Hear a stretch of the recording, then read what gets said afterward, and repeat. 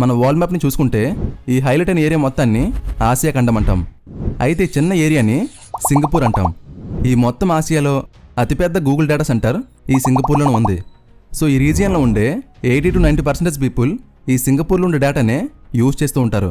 అయితే డేటాని ఒక ప్లేస్ నుండి మరొక ప్లేస్కి ట్రాన్స్ఫర్ చేయాలంటే ఆప్టికల్ ఫైబర్ కేబుల్స్ని యూజ్ చేస్తూ ఉంటారు.